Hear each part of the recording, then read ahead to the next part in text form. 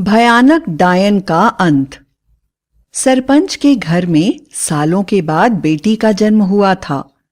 घर में लक्ष्मी आने के कारण सभी लोग बड़े ही खुश थे और छोटी सी बिटिया के स्वागत के लिए घर में एक बड़े समारोह का आयोजन किया जा रहा था।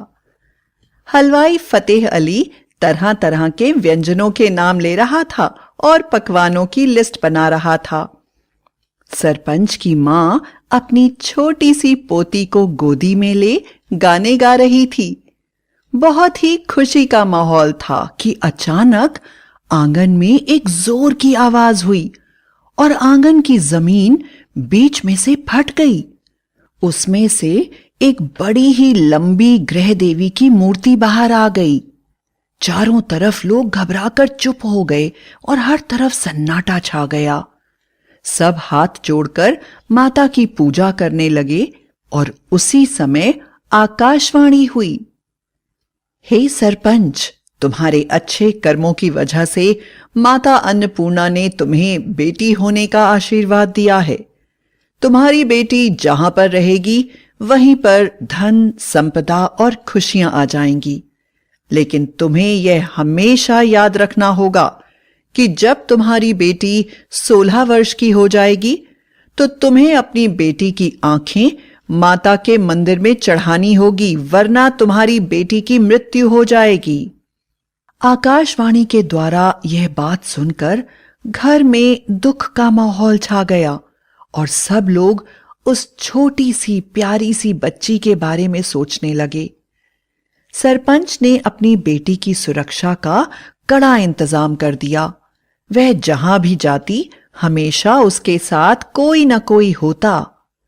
उसको खोने का डर सरपंच के परिवार को हमेशा लगा रहता था। सरपंच ने अपनी बेटी के 1 साल हो जाने के बाद उसका जन्मदिन मनाने का निर्णय लिया और इस जन्मदिन में बड़ी से बड़ी परियों को बुलावा भेजा। सभी बेटी के जन्मदिन में आईं और सरपंच ने उन्हें अपनी बिटिया का एक प्यारा सा नाम रखने को कहा। परियों ने उसका नाम करुणा रखा और उसे तरह तरह के आशीर्वाद दिए। जब परियां करुणा को आशीर्वाद दे रही थी तो सरपंच जोर जोर से रोने लगा और उसने सभी को आकाशवाणी के बारे में बताया। सबने कहा, सरपंच, यह पिछले जन्म के पापों का फल है, यह तो भुगतना ही पड़ेगा। किंतु फिर भी क्योंकि तुमने हमसे प्रार्थना की है, इसलिए तुम्हारी बेटी को बचाने के लिए अनोखा काजल देते हैं। तुम्हारी बेटी जब तक यह काजल अपनी आंख में लगाकर रखेगी उसका कोई बाल भी बांका नहीं कर पाएगा। इसलिए तुम हमेशा ऐसे ही कोशिश करना कि तुम्हारी बेटी की आंखों में हमेशा यह काजल लगा रहे। और क्योंकि यह काजल एक बड़ी छोटी सी डिबिया में है और पाताल लोक से आई अग्नि से बना है, इसे बहुत सोच समझ कर लगाना, क्योंकि अगर यह एक बार खत्म हो गया तो दोबारा यह तुम्हें कभी नहीं मिल पाएगा। इससे ज्यादा हम तुम्हारी कोई मदद नहीं कर सकते। सरपंच ने सोचा, चलो बेटी की सुरक्षा के लिए कोई उपाय तो मिला। धीरे धीरे समय गुजरने लगा। सब कुछ बहुत अच्छा चल रहा था। करुणा एक बहुत ही आज्ञाकारी, विदुषी, खूबसूरत और सबका आदर करने वाली लड़की थी जिसे सभी बहुत प्यार करते थे। अब करुणा 16 साल की हो गई थी और सरपंच के साथ साथ सारे गांव को यह याद था कि 16 साल के होने के बाद करुणा की आंखें माता के मंदिर में चढ़ानी हैं, वरना करुणा की मृत्यु हो जाएगी। किंतु यह सोचकर भी कि करुणा जैसी इतनी अच्छी बच्ची की आंखें निकालकर मंदिर में चढ़ाना लोगों का कलेजा मुंह को आ जाता था और इसलिए सरपंच उसकी रक्षा के लिए हमेशा उसकी आंखों में जादूगरनी का दिया हुआ काजल लगाकर रखते थे। समय धीरे धीरे बीता जा रहा था और करुणा 18 साल की हो गई थी। परी के काजल की वजह से अभी तक उसकी जिंदगी में कोई परेशानी नहीं आई थी। एक दिन करुणा ने सखियों के संग नदी किनारे जाकर स्नान करने का निर्णय लिया और अपने पिताजी से आज्ञा मांगने लगी।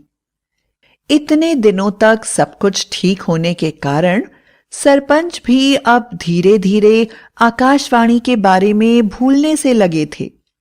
इसलिए उन्होंने भी करुणा को नदी में स्नान करने की आज्ञा दे दी। करुणा इतने सालों में पहली बार नदी में स्नान करने के लिए जा रही थी और वह बहुत ही उत्साहित थी। उसने अपने कपड़े उठाए और नदी की ओर चल दी। वह अपनी सखियों के साथ जब नदी में स्नान कर रही थी और एक दूसरे के साथ खेल रही थी, तभी उसकी आंखों से सारा काजल पानी के कारण बह गया और अचानक उसका मन अजीब सा हो गया और उसे अपनी सहेलियों को मारने का मन करने लगा। वह खुद को रोक नहीं पाई और करुणा ने अपनी 2 सहेलियों के बालों को पकड़कर उन्हें बुरी तरह से नदी में डुबोना शुरू कर दिया और हंसने लगी।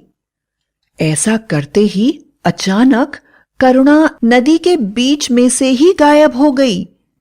उसकी सखियां जोर जोर से रोने और चिल्लाने लगीं। सारे गांव में कोहराम मच गया, पर करुणा का कहीं पता नहीं चला। सरपंच को कुछ भी समझ में नहीं आ रहा था कि वह अब अपनी बेटी को वापस कैसे पाए। इसलिए उसने फिर से जादूगरनियों को बुलावा भेजा और वे सरपंच से मिलने उसके घर आईं। सरपंच ने सारी बात उनको बताई। वो बोली, देखो सरपंच, हमने तुम्हें पहले भी बताया था कि यह पूर्व जन्मों के कर्मों का फल है और यह तो तुम्हें भोगना ही पड़ेगा। अब तुम्हें अन्नपूर्णा माता के मंदिर में जाकर माता से ही दया की भीख मांगनी होगी। या फिर एक और उपाय है, तुम गांव की सबसे बूढ़ी औरत की आंखों में हमारा दिया हुआ अद्भुत काजल लगा दो। वह काजल आंखों में लगाते ही देख सकेगी कि करुणा इस समय कहां है और तुम करुणा की स्थिति को देख पाओगे। इससे ज्यादा मैं तुम्हारी कोई मदद नहीं कर सकती।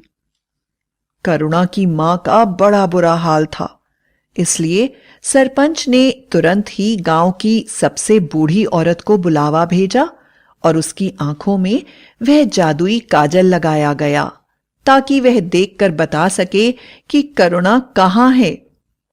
जादुई काजल लगाते ही बूढ़ी औरत ने बताया कि करुणा एक भयंकर डायन के रूप में माता अन्नपूर्णा के मंदिर में माता के साथ युद्ध कर रही है। यह सुनकर गांव वालों को बड़ा ही आश्चर्य हुआ और उन्हें विश्वास न हुआ कि बुढ़िया जो कह रही है वह सच है और करुणा जैसी प्यारी बच्ची भला डायन कैसे हो सकती है। लेकिन फिर भी सारे गांव वाले अन्नपूर्णा माता के मंदिर में पहुंच गए और यह देखकर हैरान रह गए कि सचमुच वहां पर एक भयंकर डायन का एक बड़ी ही दिव्य स्त्री के साथ युद्ध हो रहा था। गांव वाले समझ गए कि वह साक्षात अन्नपूर्णा माता का दर्शन कर रहे हैं, पर करुणा डायन है ये वो स्वीकार नहीं कर पाए और जोर जोर से माता की जय हो, माता की जय हो का जयकारा लगाने लगे और माता ने आखिरकार उस डायन को मृत्यु के घाट उतार दिया और अदृश्य हो गई। डायन की मृत्यु होते ही उसका शरीर करुणा के शरीर में बदल गया और वह उठकर बैठ गई और हाथ जोड़कर अन्नपूर्णा माता की पूजा करने लगी और पूजा करते हुए बोली, मां, आपने मेरा उद्धार कर दिया। मैं कई जन्मों से डायन ही हूं, किंतु आपने मुझे वरदान देकर कहा था कि इस जन्म में आप मुझे इंसान का रूप देंगी, किंतु मैं यह नहीं समझ पाई मां कि आपने मेरे पिता से 16 वर्ष की उम्र में मेरी आंखों को दान देने के लिए क्यों कहा। मां अन्नपूर्णा की मूर्ति से आवाज आई, बेटी करुणा, पिछले जन्मों में तुम्हारे अच्छे कर्मों के कारण मैंने तुम्हें मानव का जन्म दिया, किंतु तुम्हारे नेत्रों में तुम्हारी पूर्व जन्म की सारी यादें बसी हुई थीं, जिसमें तुमने कई लोगों के साथ अन्याय किया है। मैं चाहती थी कि तुम अपने नेत्रों को मुझे दान दे दो, ताकि मैं उसके बदले में तुम्हें नए नेत्र दे दूं और तुम दुनिया को एक नई नजर से देख सको और समाज का कल्याण कर सको। क्योंकि 16 वर्ष की आयु के बाद तुम्हारे नेत्रों में भरी हुई तुम्हारी पुरानी यादें वापस तुम्हारे दिमाग में आ जाती और तुम फिर से बुरे कामों और अन्याय में लग जाती। लेकिन क्योंकि तुम्हारे पिता ने काजल की मदद से इतने वर्षों तक तुम्हारी रक्षा करी, वो सच्चाई नहीं जानते थे, इसलिए मैं तुम्हारी कोई मदद नहीं कर पाई। किंतु आज जब नदी में नहाते समय तुम्हारा काजल मिट गया, उसी समय तुम्हारे दिमाग में अपनी सहेलियों को पानी में डुबाकर मारने का ख्याल आया और मैं यह समझ गई कि तुम्हारी राक्षसी यादें तुम्हारे दिमाग पर हावी हो रही हैं। इसीलिए मैंने जादू से तुम्हें यहां खींच लिया और तुम्हें मृत्युदंड दिया, ताकि तुम्हें फिर से नया शरीर मिल सके और तुम अपने अच्छे कर्मों के बदले में एक अच्छा जीवन जी सको।